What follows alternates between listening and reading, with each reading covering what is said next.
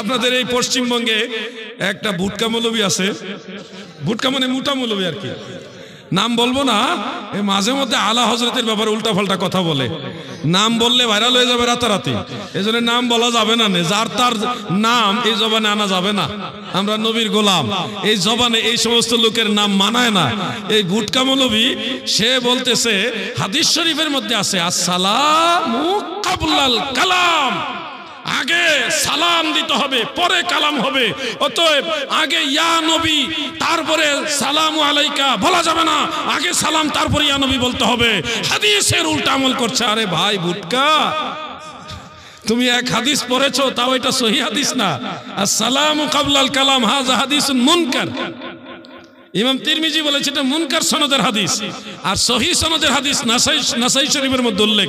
আন আবি সাঈদ আল খুদরি রাদিয়াল্লাহু তাআলা আনহু قال قلنا يا رسول الله السلام عليك সুবহানাল্লাহ। আবু সাঈদ খুদরি বলেন কুলনা, আমরা সব সাহাবারা বলতাম ইয়া রাসূলুল্লাহ আগে সম্বোধন, এরপরে আসসালামু আলাইকা সালাম, আগে সম্বোধন পরে সালাম। আমরাও কিয়ামের মধ্যে দাঁড়ায়া ইয়া নবী আগে সম্বোধন সালামু আলাইকা পরে সালাম দেই। আমাদের সালাম ওয়াহাবিদের সাথে না মিললেও সাহাবীদের সাথে মিলে, বুঝছেন? এটা আমাদের বাংলাদেশে ময়মনসিংহ একটা জেলা আছে, ওই এলাকার মানুষের সুর, তারা বলার সময় সুর টেনে টেনে বলে, বুঝছেন? এই জন্য আপনাদের ওইভাবে জিজ্ঞাসা করলাম। হুজুর আর প্রশ্ন আছে? তো যে প্রশ্নটা আসছে নবীজিকে নিরক্ষর বলা যাবে কিনা। নিরক্ষর শব্দটা বাংলা টু বাংলা যে অভিধান আছে, ডিকশনারি আছে, সেখানে আপনারা যদি দেখেন দেখবেন যে যিনি লেখাপড়া অক্ষর জ্ঞান সম্পর্ক না, অক্ষর চিনেন না, অক্ষর চিনেন না বা লিখতেও জানে না পড়তেও জানে না, এই ধরনের ব্যক্তিকে বলা হয় নিরক্ষর। খুব সাবধান মনোযোগ দিয়ে কথাটা শুনবেন। আমি জানি এখানে অনেক লোক আছেন নবীজিকে নিরক্ষর বলেন, আমরা যারা সুন্নি দয়াল নবীজির ক্ষেত্রে নিরক্ষর শব্দটা বলি না। কেন বলি না জানেন? আল্লাহর রসুলের একটা সিফতি নাম আছে নবিয়ুল উম্মি, আল উম্মি, কোরআন শরীফে নামটা আসছে। উম্মি শব্দের অর্থ হলো মান লা ইয়াকরা ওয়ালাম ইয়াকতুব, যে পড়ে না লেখে না, কিন্তু লিখতে জানে না তা নয়, পড়তে জানে না তা নয়। মনে রাখবেন কথাটা, আমি আবার রিপিট করছি। আল উম্মি শব্দের অর্থ হলো মান লা ইয়াকরা ওয়ালাম ইয়াকতুব, একটা অর্থ এটা, অন্যান্য অর্থ আছে। যে লেখে না পড়ে না তাকে বলা হয় উম্মি। লিখতে জানে না তা নয়, পড়তে জানে না তা নয়, উনি লেখে না পড়ে না। যেমন ধরেন ইন্নাল্লাহা লা ইয়াহদি কওমাজ জালিমিন, নিশ্চয় আল্লাহ জালিম সম্প্রদায়কে হেদায়েত করেন না। লা ইয়াহদি, লা ইয়াহদি মানে হেদায়েত করতে পারেন না নাকি করেন না? আল্লাহ কি হেদায়েত করতে পারেন না নাকি করেন না? আল্লাহর ক্ষেত্রে পারেন না বললে তো ঈমানই থাকবে না। ফাআলুল লিমা ইউরিদ, আল্লাহ যেটা চান সেটাই করতে পারেন। ইন্নাল্লাহা আলা কুল্লি শাইইন কাদির, সর্ববিষয়ে আল্লাহ সর্বশক্তিমান, কিন্তু সকল প্রকার অশোভনীয় কাজ থেকে আল্লাহ তাআলা পুত পবিত্র। সুবহান রাব্বিকা রাব্বিল ইজ্জাতি আম্মা ইয়াসিফুন। আল্লাহ তাআলা হেদায়েত করতে পারেন কিন্তু করেন না। লা ইয়াহদি এর অর্থ হলো হেদায়েত করতে পারেন কিন্তু জালেমদেরকে হেদায়েত করেন না। এই লা ইয়াহদি এর অর্থ হলো হেদায়েত করতে পারেন কিন্তু করেন না। লা ইয়াকরা ওয়ালাম ইয়াকতুব এর অর্থ হলো পড়তে জানেন লিখতেও জানেন কিন্তু লেখেন না পড়েন না। আমার নবীজি নবিয়ুল উম্মি, এটার অর্থ হলো নবীজি লিখতেও জানে পড়তেও জানে কিন্তু আল্লাহ তাআলার নির্দেশ নাই বিদায় নবী লিখতেনও না পড়তেনও না, কিন্তু লিখতে জানতেন পড়তেও জানতেন। সে জ্ঞান আল্লাহ আমার নবীকে দান করেছে। সুবহানাল্লাহ। আর রহমান আল্লামাল কুরআন, আল্লাহ নিজে স্বয়ং আল্লাহ তাআলা নিজে নবীজিকে কোরআন শিখাইছে। আল্লাহ শিক্ষক, নবীজি ছাত্র। আল্লাহ শিখাইছে নবীজিকে, কি শিখাইছে? কোরআন। যে কোরআনে জাহিরি বাতিনি সব জ্ঞান আছে, শিখাইছে কে? আল্লাহ। তুমি সলিমুদ্দিন কলিমুদ্দিন লিখতে পড়তে জানো, নবী লিখতে পড়তে জানে না, বলত কোথাকার। কথা বললে হিসাব করে বলবে। আল্লাহর নবীর জেহেন মুবারকে ইলমের মধ্যে সমস্ত জ্ঞান আল্লাহ তাআলা দান করেছে। সুবহানাল্লাহ বলুন। এই জন্য শিফা শরীফের মধ্যে উল্লেখ, সাহাবীদেরকে নবীজি অক্ষর লেখা শিখাচ্ছে। তোমরা আলিফ এইভাবে লিখবে, বা এইভাবে লিখবে, চিন অক্ষর এইভাবে লিখবে। অক্ষর লেখা শিখাইতেছেন আল্লাহর নবী সাহাবীদেরকে। এরপরে নবীজি বলছে আমার কাছে কাগজ নিয়ে আসো, আমি এমন কিছু লিখে দিয়ে যাব যেটা তোমরা কখনো গুমরা হবে না অনুসরণ করলে। তো নবীজি লিখতে জানতেন কিন্তু লেখেননি। নবীজি কখনো লেখেননি, পড়েননি। এটার মূল হাকিকত হলো নবীজি যদি নিজেই লিখতেন তাহলে কাফের কুফারেরা মুশরিকেরা বলতো কোরআন নবীজি নিজে লিখছেন। এই জন্য কোরআনের উপরে যেন কোনো ইলজাম না আসে। আল্লাহ তাআলা নবীজিকে দিয়ে কখনোই লেখান নাই, কিন্তু জ্ঞান আল্লাহ নবীজিকে দান করেছে। কথা বুঝতে পারছেন আপনারা? নবীজির সম্মানও বুঝতে হবে, কোরআনের সম্মানও বুঝতে হবে। দুইটা ম্যাচিং করে ব্যালেন্স করে চলবেন। আল্লাহ রসুলকে পারতবশত নিরক্ষর বলবেন না। অনেকে বলেন, অনেক জেনারেল শিক্ষিত লোকেরা নিরক্ষর বলেন, হয়তো ওনাদের বলার পিছনে কোনো নবীজির প্রতি এনকার নাই, নবীজির প্রতি কোনো অসম্মানের উদ্দেশ্য নাই, এমনিতে হয়তো যেটা শিখছে ওইটা বলতেছে। আমি বলবো নবীজির ব্যাপারে এই শব্দটা অ্যাভয়েড করে চলেন। সরাসরি নবিউল উম্মি বলেন, উম্মি নবী বলেন, বাস। বেশি এক লাইন বুঝার আমার দরকার নাই, বেশি বুঝা আমার দরকার কি? আমার নবীজির আরো কত নাম আছে, ওই নামটা নিয়েও বলি আমি, কোনো ইখতিলাফে যাব না। কারণ এর নবীজির সম্মানের সাথে, নবীজির ইজ্জতের সাথে জড়িত। কথা কি ক্লিয়ার বুঝতে পারছেন? আর কোনো প্রশ্ন আছে?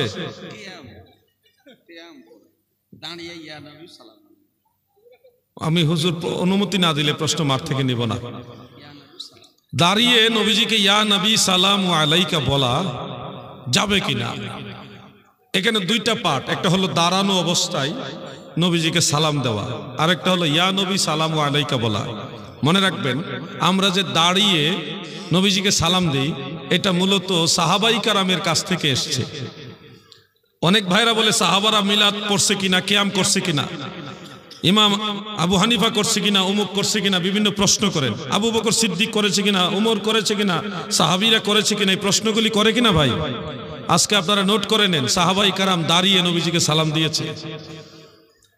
একটা দলিল আমি এখন আপনাদের শোনাবো, সেটা পবিত্র কোরআনের সূরা আহজাবের 56 নম্বর আয়াত। কত? 56 56 নম্বর আয়াত, যেটা আপনারা নিশ্চয়ই পারেন। ইন্নাল্লাহা ওয়া মালাইকাতাহু ইউসাল্লুনা আলান নবী ইয়া আইয়ুহাল্লাযীনা আমানু সাল্লু আলাইহি ওয়া সাল্লিমু তাসলিমা। এই আয়াতের তাফসীরের মধ্যে হাফিজুল হাদিস ইমাম আবু জাফর ইবনু জারির আত-তাবারি রাহমাতুল্লাহ আলাইহি, তিনি, এটা বেশি দিন আগের কিতাব না, মাত্র 1100 বছর আগের কিতাব। বেশি দিন হয়েছে? বেশি দিন হয় নাই, মাত্র 1100 বছর হয়েছে। সেই কিতাবের মধ্যে এই আয়াতের তাফসীরের মধ্যে সহিহ সনদে হাদিসটা উল্লেখ। যখন এই আয়াতে কারিমা নাজিল হলো, হযরতে কাআব ইবনু উজরা রাদিয়াল্লাহু আনহু, আল্লাহর রাসূলের সাহাবী, তিনি বলেন আল্লাহর আদেশ হলো ওয়াসাল্লিমু তাসলিমা। আমার নবীকে তাজিম করে তাকিদ দিয়ে বলতেছে, অতীব মহব্বত তাজিম করে সালাম দাও। আমার নবীকে তাজিম করে কিভাবে সালাম দেওয়া যায় গো, এই চিন্তা করে হযরতে কাব ইবনে উজরা বলেন ফাকুমতু ইলাইহি আই ইলান নবী সাল্লাল্লাহু আলাইহি ওয়াসাল্লাম ওয়া কুলতু আসসালামু আলাইকা আইয়ুহান নবী ওয়া রাহমাতুল্লাহি ওয়া বারাকাতুহু। কাব ইবনে উজরা বলেন ওয়াসাল্লিমু তাসলিমা। এই আয়াত যখন নাজিল হইল, আল্লাহ আদেশ দিল যেইভাবে তাজিম করে নবীজিকে সালাম দেওয়া দরকার ওইভাবে তাজিম করে নবীকে সালাম দাও। আমার আল্লাহর আদেশ পাওয়ার সাথে সাথে আমি কাব ইবনে উজরা নবীজির সামনে দাঁড়াইয়া আল্লাহর নবীকে সালাম দিলাম। সুবহানাল্লাহ। অতএব নবীজির প্রতি তাজিম প্রদর্শনার্থে দাঁড়িয়ে দাঁড়িয়ে নবীজিকে সালাম দেওয়া সুন্নতে সাহাবা। কেউ যদি মনে করেন জিহাদি ভাই এটাকে আসলে হাদিসে আসেনি, সহিহ হাদিস নেই, আমি বলবো আসেন আমি দেখাবো আপনাকে, ভাই হিসেবে ভালোবেসে দেখাবো, কোনো ঝগড়া না। আপনার কিতাবটা নিয়ে আসেন তাফসিরে তাবারি, আমি ওটা থেকে বের করে দেখাবো, নিয়ে আসেন। আর যদি কিতাব না থাকে অনলাইনের সুবিধায় আমি গুগল থেকে কিতাব বের করে দেখাবো, আপনি আসেন, কিন্তু ঝগড়া করবেন না। এখানে একটা প্রশ্ন দাঁড়ায় যে হুজুর সাহাবী তো নবীজিকে দেখে দেখে দাঁড়িয়েছে, না দেখে নবীজিকে দাঁড়ানো অবস্থায় সালাম দেওয়া যাবে কিনা, এই প্রশ্নটা দাঁড়াতে পারে। আমি বলবো হ্যাঁ দেওয়া যাবে, না দেখলেও দাঁড়িয়ে আল্লাহ রসুলকে সালাম দেওয়া যাবে। তার দলিল হলো আবু দাউদ, তিরমিজি, ইবনে মাজাহ, নাসাই, মিশকাত, আরো বহু কিতাবে হাদিস, 10 জন সাহাবী থেকে হাদিসটা আছে।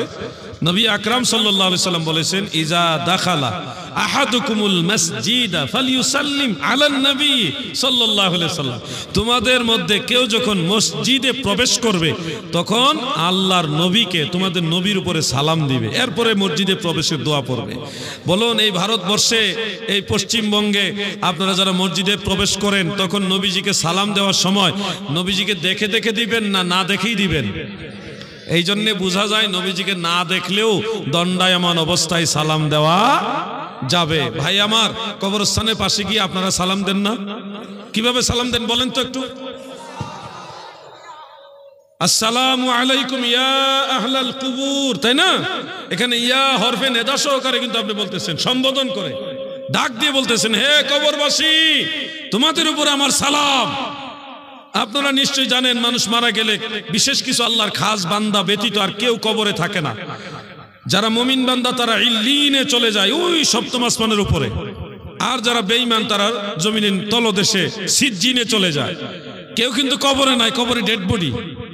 কিন্তু এখানে দাঁড়িয়ে তাদেরকে দেখেনও না, তারা এখানে উপস্থিত নাই, তাদের রুহু চলে গেছে উপরে বা নিচে, উপস্থিত নাই, তাদেরকে দেখেনও না।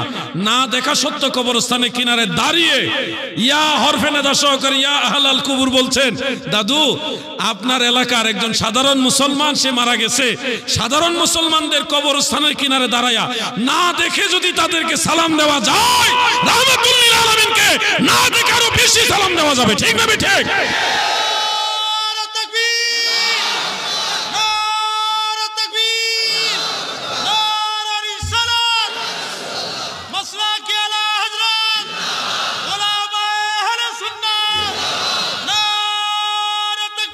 আল্লাহু আকবার। সম্মান করার জন্য দেখা শর্ত না, দেখলেও সম্মান করা যায়, না দেখলেও সম্মান করা যায়। আপনাদের এখান থেকে কেবলা কোন দিকে? পশ্চিম কোন দিকে? কোন দিকে? এদিকে নাকি? আচ্ছা আপনারা এখানে বলেন কারা কারা রাত্রেবেলায় কাবার দিকে পা লম্বা করে ঘুমান, হাত উঠান। কেউ পা লম্বা করে ঘুমান না? আচ্ছা আলহামদুলিল্লাহ, খুশি হলাম। আচ্ছা এই কাবার দিকে ফিরে পেশাব পায়খানা করেন কারা কারা? হাত উঠান। কেউ না?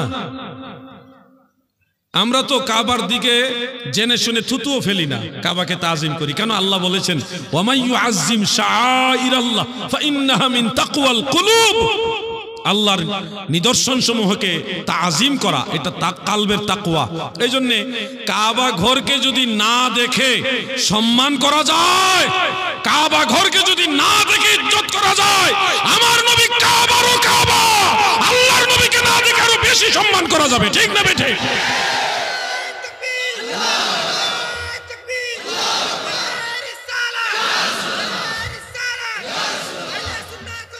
জিন্দাবাদ জিন্দাবাদ। আমার ভাইরা, তাহলে ক্লিয়ার যে দেখলেও তাজিম করা যায়, না দেখেও তাজিম করা যায়। আসলে নবীজির সম্মান বোঝার জন্য নসিব লাগে, নসিব। ওই মানুষগুলি নসিব মন্দ যে আল্লাহ রসুলকে ইজ্জত করতে পারছে না, তার কপাল মন্দ। এবার বলবো ইয়া নবী সালামু আলাইকা, এটুকুর ব্যাখ্যা। ইয়া নবী মূলত ইয়া আইয়ুহান নবী। মনে রাখবেন কোরআনুল কারীমের একাধিক জায়গায় আল্লাহ তাআলা নবীজিকে ইয়া আইয়ুহান নবী বলে সম্বোধন করেছেন। যেমন ইয়া আইয়ুহান নবিয়্যু ইন্না আরসালনাকা শাহিদাও ওয়া মুবাশশিরাও ওয়া নাযীরা। এরকম আরো অনেক জায়গায় আমার আল্লাহ নবীজিকে ইয়া আইয়ুহান নবী বলেছেন। শরহে জামি সহ বেশ কয়েকটা নাহুর কিতাবে আমি দেখলাম ইজা ক্বালা ইয়া রাজুলু ফামানাহু কামানা ইয়া আইয়ুহার রাজুল। কেউ যদি বলে ইয়া রাজুলু, রাজুলু নাকেরা, ইয়া হরফে নেদা হিসেবে রাজুলু মারেফা হয়েছে। তো কোন নাকেরা শব্দকে যদি কেউ হরফে নেদা দিয়ে সম্বোধন করে ইয়া রাজুলু বলে, এটার মানা হয় কা মানা ইয়া আইয়ুহার রাজুল। ঠিক এই কায়দায় কেউ যদি বলে ইয়া নবী, এটার মানা হবে ইয়া আইয়ুহান নবী। কেউ যদি বলে ইয়া রসুল, এটার মানা হবে ইয়া আইয়ুহার রসুল।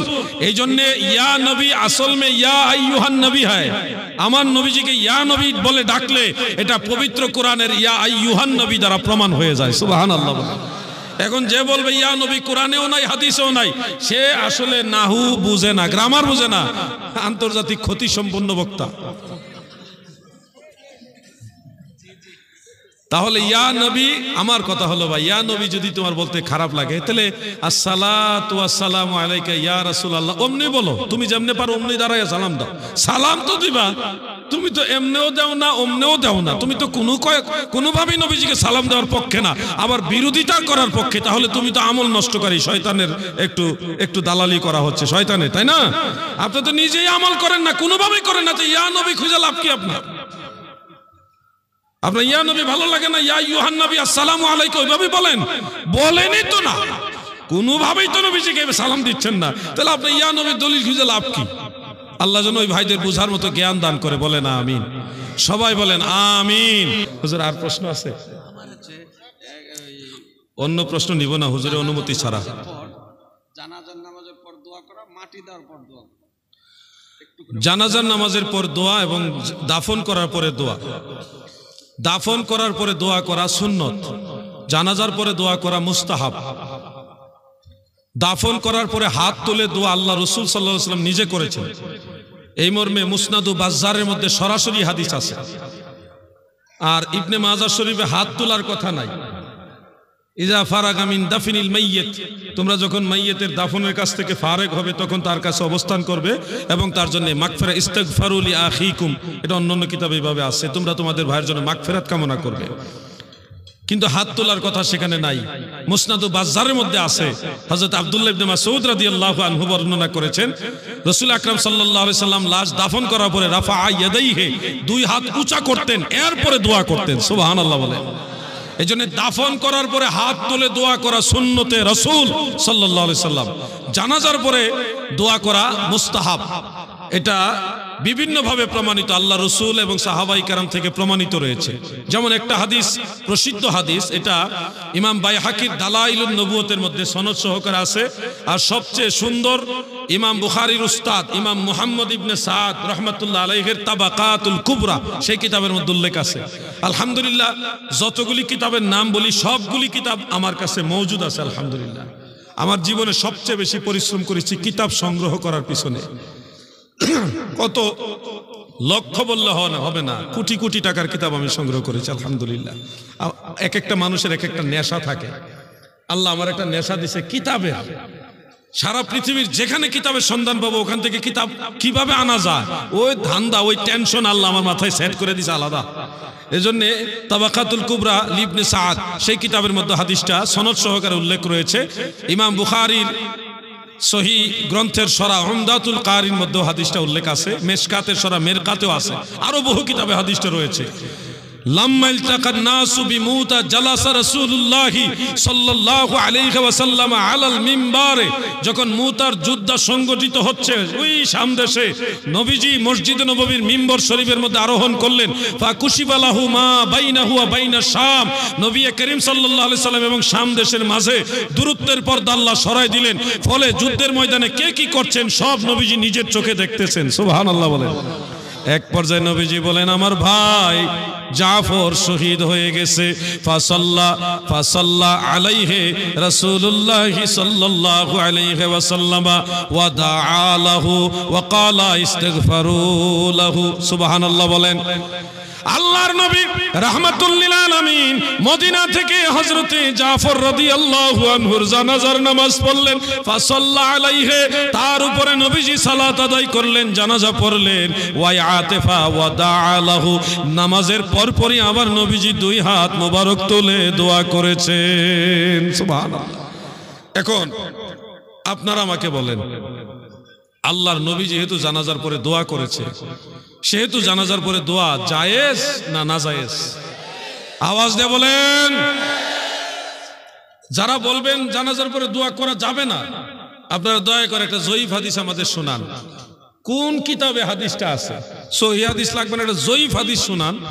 যমুক হাদিসে আছে জানাজার পরে দোয়া করা যাবে না। আমরা তো হাদিস আরো আছে, বুখারী শরীফের হাদিসও আছে, মুসলিম শরীফের হাদিস আছে। আমি ওদিকে গেলামই না, কারণ এটা লম্বা আলোচনা, বুঝাইতে একটা সময়েরও দরকার আছে। শর্টকাটে একটা হাদিস শরীফ বললাম যেখানে প্রমাণ হয় আল্লাহ রসুল জানাজার পরপরই দোয়া করেছেন। এখন আপনারা যারা বিরোধিতা করছেন একটা দলিল দেন না ভাই, কষ্ট করে দলিলটা দেন, আমরা শুনি। কিতাবুল আন্দাজ দিয়ে আর কতদিন চলবে? কিতাবুল আন্দাজ বুঝছেন না আপনারা? যুক্তি যুক্তি, কোন কোরআন হাদিসের রেফারেন্স নাই, দিল যুক্তি। এই কিতাবুল আন্দাজ দিয়ে ইসলাম চলে না ভাই।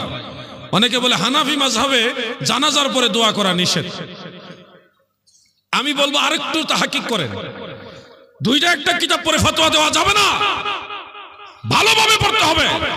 হানাফি মাযহাবের কোন কোন কিতাবে আছে, ফতোয়ায়ে সিরাজিয়া সহ আরো কয়েকটা কিতাবে আছে, লা তাকুমু লিদ-দুআই বা'দা সালাতিল জানাজা বা লা ইয়াদউ বা'দা তাসলিম, খুলাসাতুল আহকাম, এরকম কয়েকটা কিতাবের মধ্যে আছে জানাজার পরে দোয়ার জন্য দাঁড়াবে না, বা জানাজার পরে জানাজার সালামের পরে দোয়া নেই। এই ধরনের কিছু ফতোয়া হানাফি মাযহাবের ইমামদের কিতাবের মধ্যে আছে, আমরা জানি। কিন্তু আপনি ওটুকু জানেন না, ফতোয়ায়ে বাহরুর রায়কের মধ্যে আছে। ইমাম কাজী খান রাহমাতুল্লাহ আলাইহির সমসাময়িক একজন মুজতাহিদ ইমাম ফাদলি রাহমাতুল্লাহ আলাইহি, তিনি বলেছেন বা'দাত তাসলিম, নামাজের জানাজার সালামের পরে দোয়া করা লা বা'সা বিহি, কোনো অসুবিধা নাই, জায়েজ। আপনি ওইটা পড়ছেন কিন্তু এইটা পড়েন নাই, এই জন্য আপনার সমস্যা হয়েছে। ফিকহের মাসালার একটা উসুল আছে, কোন মাসআলায় যদি একাধিক মত থাকে, কেউ বলছে জায়েজ, কেউ বলছে মাকরুহ, কেউ বলছে হারাম, একাধিক মত আছে, কোনটার মধ্যে ফিকহের ফতোয়ার পরিভাষা প্রয়োগ হয় নাই। ওয়া হুয়াস সহিহ ওয়া হুয়াল আসাহ ওয়া হুয়াল মুখতার, হ্যাঁ, বিহি ইউফতা অথবা আলাইহিল ফাতাওয়া বিহি নাখুযু, এই ধরনের শব্দ, ওয়া হুয়াল আহওয়াত ওয়া হুয়াল মু'তামাদ, এই শব্দগুলি থাকলে, ওয়া হুয়াল আওলা, ফিকহের পরিভাষায় এই ধরনের শব্দ প্রয়োগের মাধ্যমে কোনো মাসালাকে প্রাধান্য দেওয়া হয়নি, ফতোয়া প্রয়োগ করা হয়নি। এরকম ইখতিলাফপূর্ণ কয়েকটা মাসালা যদি থাকে, তাহলে যে কোনো একটা মাসালার উপর আমল করা জায়েজ। আর যদি কোনো মাসালার সাথে একাধিক মত আছে, কেউ বলছে জায়েজ, কেউ বলছে মাকরুহ, কেউ বলছে হারাম, এই তিন রকম মাসালা থাকলে যেই মাসালার সাথে ওয়া হুয়াস সহিহ ওয়া হুয়াল আসাহ ওয়া আলাইহিল ফাতাওয়া বিহি ইউফতা, এই ধরনের শব্দ যেই মাসালার সাথে থাকবে ওটাকে আমল করতে হবে, প্রাধান্য দিতে হবে। এটা উসুলে ফিকহ, রসমুল মুফতি, ফতোয়া শাবির মুকদ্দমা যারা পড়েছেন তারা এগুলি জানেন। এজন্য জানাজার পরে দোয়া করা জায়েজ না জায়েজ, দুই ধরনের মাসালা আছে, একটা হলো জায়েজ আর একটা হলো নাজায়েজ।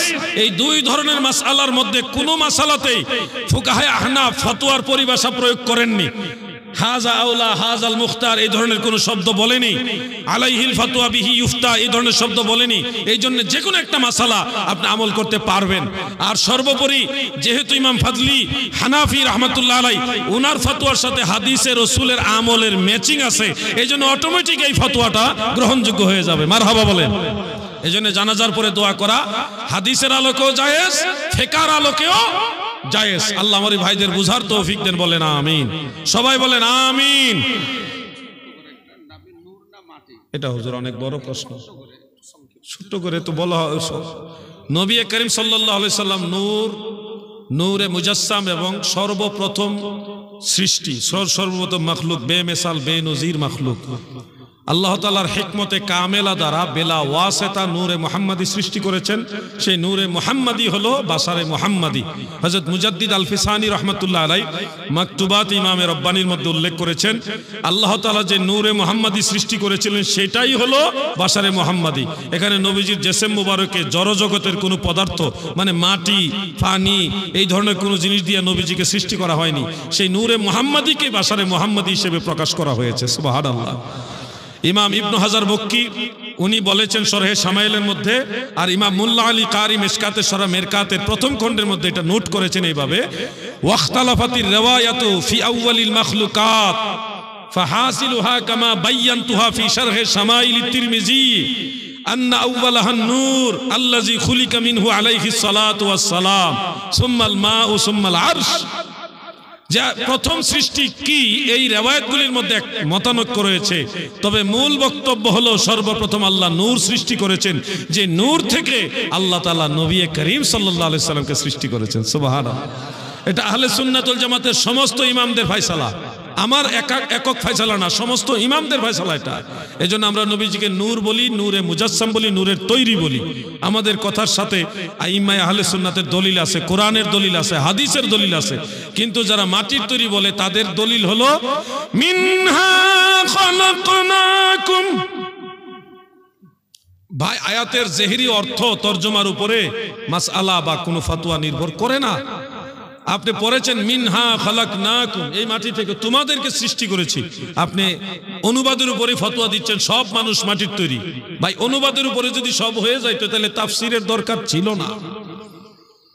আপনি দেখেন, যদি আয়াতে বাহ্যিক অনুবাদে বলেন সব মানুষ মাটির তৈরি, তাহলে কোরআন শরীফের 12টা আয়াত মিথ্যা হয়ে যাবে, নাউজুবিল্লাহ বলেন। কারণ 12টা আয়াত আল্লাহ তাআলা বলেছেন মানুষকে আল্লাহ পানি দিয়া সৃষ্টি করেছেন, নুতফা দিয়া। আওয়ালাম ইয়ারাল ইনসানু আন্না খালাকনাহু মিন নুতফাতিন ফাইযা হুয়া খাসীমুম মুবিন। সূরা ইয়াসিন 77 নম্বর আয়াত। মানুষ কি দেখে না আমি আল্লাহ তাকে নুতফা থেকে সৃষ্টি করেছি, অতঃপর তারা ঝগড়া বিবাদে লিপ্ত হয়েছে। 12টা আয়াত আছে কোরআন শরীফে, আল্লাহ মানুষ বানাইছে নুতফা দ্বারা, পানি দ্বারা, শুক্রাণু ডিম্বাণু দ্বারা। তাহলে মিনহা খালাকনাকুম, এই মাটি দিয়ে তোমাদেরকে বানাইছি। সব মানুষ যদি মাটির তৈরি হয়ে যায় তাহলে তো ওই 12টা আয়াত আল্লাহ বলছে মানুষ বানাইছি নুতফা দিয়া, পানি দিয়া, তো ওই আয়াত ভুল হয়ে যাইতেছে না? আপনাকে এই জন্য মুফাসসিরিনে কেরামদের সহযোগিতা নিতে হবে। তফসিরে জগৎ বিখ্যাত কিতাব এটা, আমি যেটার নাম বলবো এখন, জগৎ বিখ্যাত তফসিরে খাজেন এবং তফসিরে বাগবী, যেটার মূল নাম হলো তফসিরে মাআলিমুত তানজিল, ইমাম বাগবী রাহমাতুল্লাহ আলাইহির লেখা। এই দুইটা কিতাবের নামই বলি, বেশি বললে আবার আওলাই ফেলবেন। তফসিরে কবিরও দেখতে পারেন, সেখানে উল্লেখ আছে মিনহা আই মিন তুরাবিল আরদে খালাকনাকুম আই খালাকনা আবাকুম আই খালাকনা আবাকুম আদম আলাইহিস সালাম। এই জমিনের মাটি দিয়ে তোমাদের সবার বাবা আদমকে আমি আল্লাহ বানাইছি। এখানে খালাকনা আর কুম, খালাকনা আর কুম, এই দুই শব্দের মাঝখানে আবা শব্দটা গোপন আছে, উজ্জ্ব আছে, সাইলেন্ট আছে। যার কারণে বাহ্যিক অনুবাদ পড়ে লাভ মাইরা ফতোয়া দিয়ে বসবেন না ভাই। এক আয়াত মানবেন, আরেক আয়াত মানবেন না, তা নয়। সব মানুষের বাবা আদম হলো মাটির তৈরি, আদমের স্ত্রী মা হাওয়া মাটির তৈরি না, আদমের বাম পাজরের নরম বাঁকা হাড্ডি দিয়ে তৈরি। ঈসা নবীর বাবা নাই, এজন্য ওনাকে আল্লাহ ডাইরেক্ট বিবি মরিয়মের গর্ভে রুহু সঞ্চালিত করে রুহু থেকে মানুষ বানাই দিয়েছে। সুবহানাল্লাহ। আমাদেরকে আল্লাহ তাআলা বানাইছে যার যার পিতা মাতার শুক্রাণু ডিম্বাণু দ্বারা। আর আমাদের নবী তখনও মানুষ, যখন আদম নবীও ছিল না। নবীজি বলেন কুনতু আউওয়ালান নাস ফিল খালক, সৃষ্টির মধ্যে আমি রাসূলুল্লাহ হলাম সর্বপ্রথম মানুষ। সুবহানাল্লাহ বলেন। এটা সহিহ হাদিস, মুরসাল সহিহ সনদে তাবাকাতুল কুবরার মধ্যে হযরতে কাতাদা রাহমাতুল্লাহ থেকে রয়েছে, আর মুত্তাসিল সহিহ সনদে ইমাম ইবনু আদি রাহমাতুল্লাহ আলাইহির আল কামিল ফি দুআফাইর রিজালের মধ্যে উল্লেখ হযরত আবু হুরায়রা থেকে। হযরত আদম হলো এই দুনিয়ার প্রথম মানুষ, আর আমার নবী হলো সৃষ্টি জগতে প্রথম মানুষ। মানে আদম যখন ছিল না তখনও নবীজি মানুষ। আরেক হাদিস আছে কুনতু নবিয়ান ওয়া আদামু বাইনার রূহি ওয়াল জাসাদ, আদমের দেহ আর রূহ যখন মাঝামাঝি, আমি তখন আল্লাহর দরবারে নবী। অতএব আপনি মাটির ব্যবসা করবেন কোন দিকে? কোনো দিকে সুযোগ নাই। মাটি সৃষ্টি হওয়ার বহু আগে আল্লাহ নবী মানুষ, নূরে মুজাসসাম, নবীজিকে সম্মান করেন। আপনি বলবেন নূরের তৈরি হইলে খাওয়া দাওয়া করে না, হ্যাঁ, হাজাতুল ইনসান পেশাব পায়খানা হয় না, বিয়ে শাদী করে না, সন্তানাদি জন্ম দেয় না। ফেরেশতারা যেমন নূরের তৈরি, তা তো খায় না, বিয়ে শাদী করে না, সন্তানাদি হয় না, পেশাব পায়খানা করে না। রাসূল পাকের বেলা এগুলি সংগঠিত হলো কেমনে? এটার উত্তর একেবারে সহজ। ফেরেশতাদের মাঝে বাশারিয়াত নাই, তারা শুধু নূর, কিন্তু বাশারিয়াত নাই। আমার নবীজি নূর এবং বাশার। আমরা নবীজির নূরানিয়াতকেও মানি, বাশারিয়াতকেও মানি। হাল কুনতু ইল্লা বাশারার রাসূলা ইন্নামা আনা বাশারুম মিসলুকুম। আমার নবী বেমিসাল বেনজির বাশার। ফেরেশতাদের মধ্যে বাশারিয়াত নাই, নবীজির মাঝে বাশারিয়াত আছে। এই কারণে বাশারিয়াত যার মাঝে আছে তার দ্বারা এগুলি সম্ভব, যার মাঝে বাশারিয়াত নাই তার দ্বারা ওইটা সম্ভব না। বলবেন এটার একটা উদাহরণ শুনেন। আপনারা যারা আছেন আপনারা নিশ্চয় জানেন আদম আলাইহিস সালামের পরে নবী হলো হযরত শীস আলাইহিস সালাম। শীস নবীর স্ত্রী কিন্তু মানুষ ছিল না, উনি ছিলেন হুর, জান্নাতি হুর। হুরের নাম কি জানেন? উজায়রা, হযরতে উজায়রা আলাইহিস সালাম। ওনাকে জান্নাত থেকে আল্লাহ পাঠাইছিলেন। আদম নবীর প্রত্যেকটা সন্তান জোড়ায় জোড়ায় জন্ম হয়েছে, একটা ছেলে একটা মেয়ে, একটা ছেলে একটা মেয়ে, জোড়ায় জোড়ায় 40 জোড়া, আরেক বর্ণনা আছে 110 জোড়া সন্তান জন্ম হয়েছে হযরত আদম আলাইহিস সালামের। আর শুধুমাত্র শীস আলাইহিস সালাম একা জন্ম হয়েছে, ওনার সাথে কোনো বোন মেয়ে জন্ম হয়নি। এই জন্য ওনার সাথে বিয়ে দিবে কে? আর তো কোনো নাই, ভাগে তো নাই। ওই জন্য আল্লাহ তাআলা ওনার জন্য জান্নাত থেকে হুর পাঠাইছেন, হযরত উজাইরা আলাইহিস সালাম। তিনি বিবাহ বন্ধন আবদ্ধ হয়েছে শীস আলাইহিস সালামের সাথে। সেই জান্নাতি হুর তো নূরের তৈরি, উনি তো মাটির তৈরি না।